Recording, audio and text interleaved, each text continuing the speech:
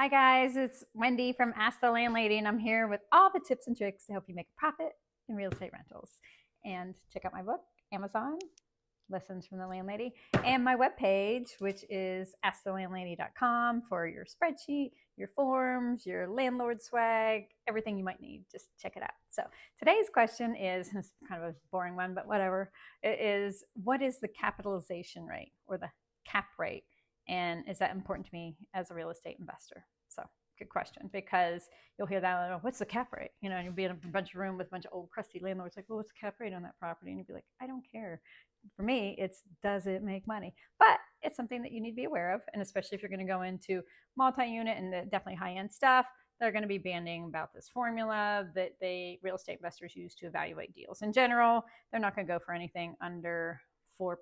And in general, the higher the cap rate, the bigger the risk, but the bigger the reward, right? So if that kind of gives you a sense of where that cap rate should be.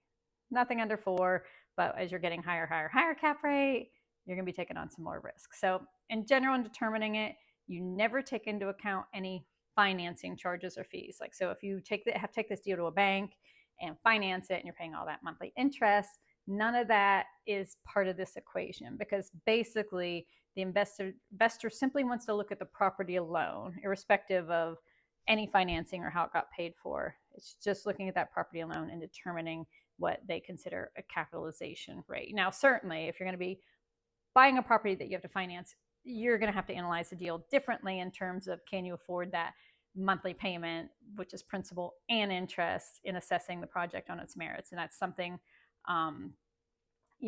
that's going to be important. Now, if you're going to do a cash deal, or you're assessing a property maybe on your own property to sell it just simply based on its own merits, then the cap rate can be that useful tool, because that's something that other investors want to know. What's the cap rate on that the building that you own? And that's something that you'll want to know about for those purposes. But if you are financing a deal through a bank or whatever, go get my spreadsheet, askthelandlady.com, $9.99. Throw all those numbers in. That's what's going to help you see if it makes money, because numbers don't lie. If you're going to make money, it's going to show it on that spreadsheet, and you're not going to have to worry about the cap rate is 6.2. It's going to be meaningless to you. Am I making money every month? Yeah. Am I making money every year? Yeah. Is the potential to go up? Yeah. Okay. Those are the questions and answers that you want to hear.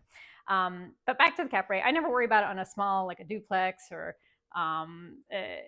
a small property like that. For me, does the deal work kind of thing.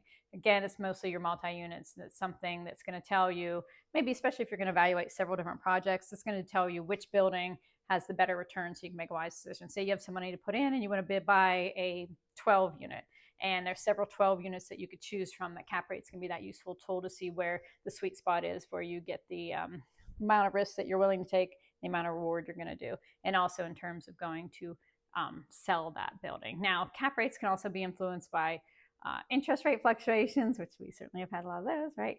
And market conditions, certainly in a crazy time right now. So it's always wise to check with your financial advisor when you're looking at these and checking your numbers. Go to your real estate conventions, talk to other investors and landlords, go to, all those types of events, and you can certainly discuss that, because again, everybody has their different way of how they like to evaluate it and what they're going to come up with. So it's always good to kind of circle through the brain trust and see what you can come up with. So again, I hope that helps you understand a little bit about cap rates, whether or not it's important to you as a mom and pop landlord. Depends on where you are. If you're selling things, if you're looking at bigger units, yes. If you're just going to be buying a single family home or a duplex, just feel free to scroll on and look at one of my other videos for some more important data. So again, we're all in this together to make a profit, and I hope that you have a great day. Shoot me a comment, and as always, hit subscribe and like.